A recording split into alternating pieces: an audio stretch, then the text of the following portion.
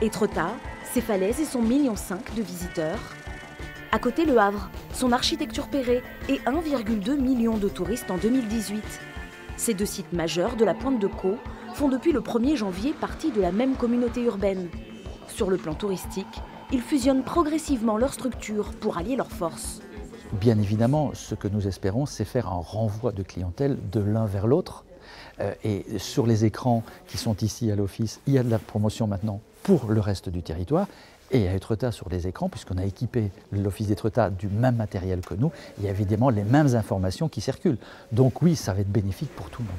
Au Havre, l'office communique désormais sur les événements culturels d'Étretat, comme Hello Birds, ou encore le Festival du cirque de Saint-Romain de Colbosc.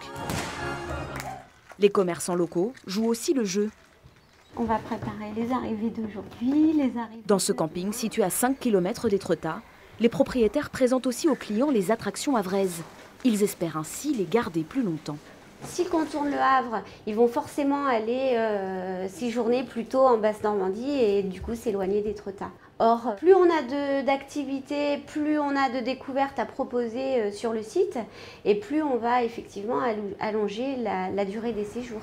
Pour des petites communes comme Saint-Jouin-Bruneval, cette fusion touristique suscite des attentes.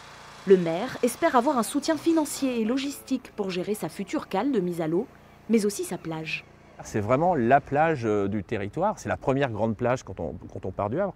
Donc comment la communauté urbaine s'implique ou pas dans ce projet touristique de territoire. Et donc il y a des enjeux, la gestion des ordures ménagères, de la plage, le poste de secours, enfin voilà, comment on se met d'accord avec la nouvelle communauté urbaine. L'attribution définitive des rôles ne se fera qu'après l'été, pour une fusion totale au printemps 2020.